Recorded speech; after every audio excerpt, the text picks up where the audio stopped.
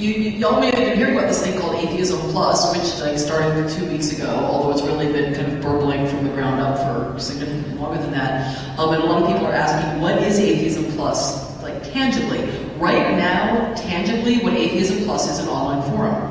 And you know, if you go there, there's a discussion group for people who are kind of already on board with the values and want to have conversations and plan action. There's also an educational forum for people who are like, it's what they say for people, where people can ask basic questions without, you know, get civil responses. If you go there, there will be some people who can point you at some really good resources. We're also working at Atheism Plus on getting a library, you know, like an online library of resources. But really, if you go to any of the blogs that are, you know, the blogs or the organizations that are talking about this, Black Atheist America, what's the African American Humanists, they can also point you to some good resources. And I guess I should plug Atheist Nexus too. I have a horrible job as executive director. We have the same thing. There's a lot of subgroups that are unique to communities. One of the most exciting ones we have now is Former Amish, which has a couple hundred members in it, which is fascinating to me. But all these resources are great. I'd say we need a consistent mental posture. With respect to science, we are aggressive, right? We will read and we will track down information. We fail to recognize that we live in cultural worlds, that science takes place within the context of cultural worlds, but we are not as aggressive when it comes to gathering information with respect to those cultural worlds. So the first order of business for me with respect to this is historical information. There are oodles of books available on Amazon related to these various communities. They're as easy to find as the books by Dawkins. Just as easy to find, but you have to have an interest in looking, right? So there are tremendous materials available on Amazon that relate to these very issues, that relate to these communities, and we are intellectual people, we are driven, we have capacity. It's not hard to find this stuff.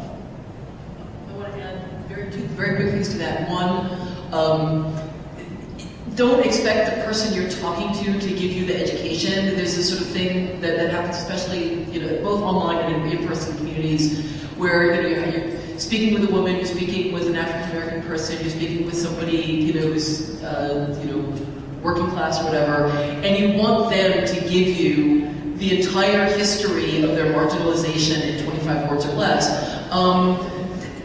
That, you know, like Tony said, it's like a lot of these resources are out there. And the second thing I want to say is Tony's books are available in the bookstore.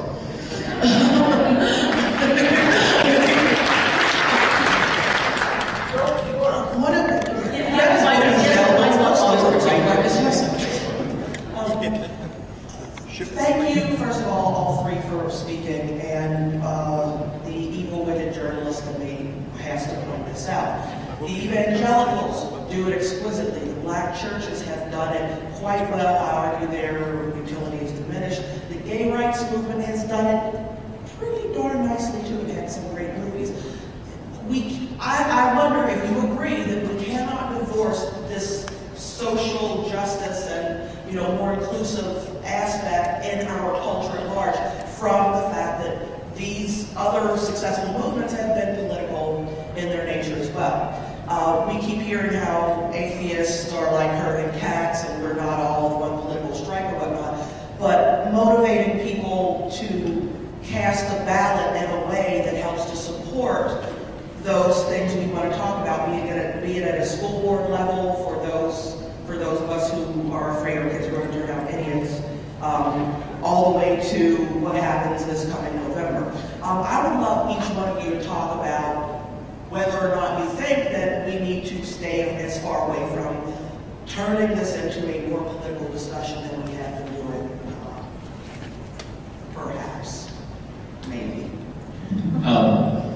That's one thing that was in my talk that I didn't get to was in the 80s it was a very clear defined goal of the evangelical community to infiltrate every form of government, They weren't just targeting Congress and the presidency.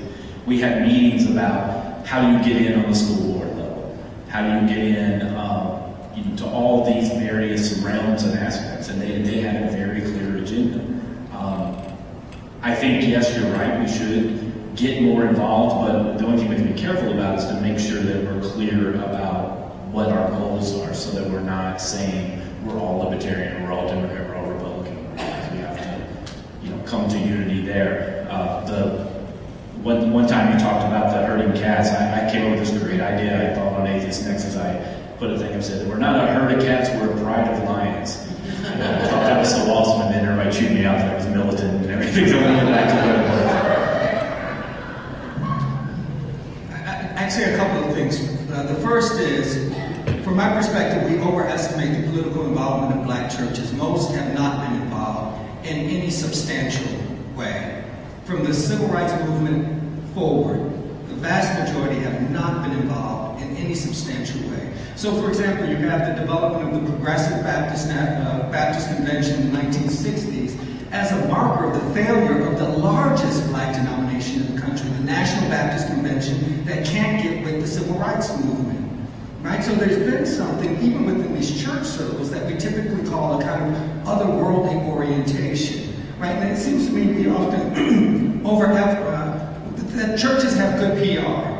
And we've bought it, and we've assumed they've really been more involved than they actually have been. I would think that we do need to be politically involved, but we need to be kind of mindful of our talking points. And it seems to me that in order to be effective, we have to do a bit more homework. That it's often been the case, based upon my limited experience, that we assume our acquaintance with science is all we need. Again, we don't have a sense of the cultural worlds in which people live. And in order to understand how the public arena works, we have to have a sense of the cultural worlds out of which people are coming.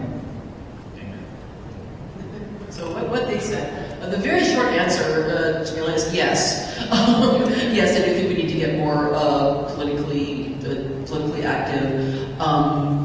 And there's always going to be people who are saying, oh no, we don't have anything to do with that, the dictionary, atheist, whatever. I'm about done arguing with those people. I feel like I've been spending years explaining why that's not true, and I feel like I'm about ready to say, fine, you go do your dictionary atheism. The rest of us who do want to get involved and want to get active, we're going to get on with it. And you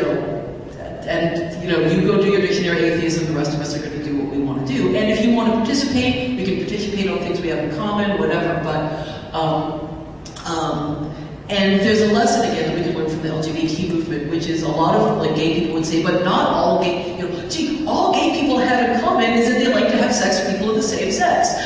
Just like all atheists have in common is that we don't believe in God. But in fact, the majority of, gay people share some other political values, and we've been able to organize very successfully around those values, and we've been able to organize around just our own advancement. And I think atheists can similarly acknowledge that, most of us share a lot of common political viewpoints. We don't have to say every single we have to get 100% on board in order to move forward. And we can have the log cabin atheist, just like we have the log cabin, Republican gay people, whatever. I know, this is a long story. But the other thing I would say is that I think that political advancement and social acceptance kind of go hand in hand, and we're not going to get one without the other.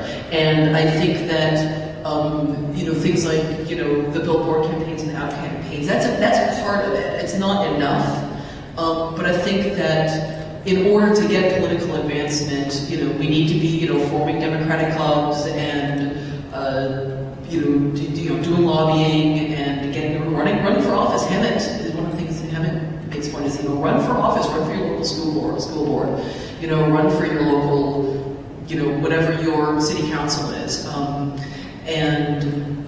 But that goes hand in hand. You're not going to win if you don't get people to vote for you. So I think the fight for social acceptance and the fight for political rights go hand in hand. If I may, just one more thing on this.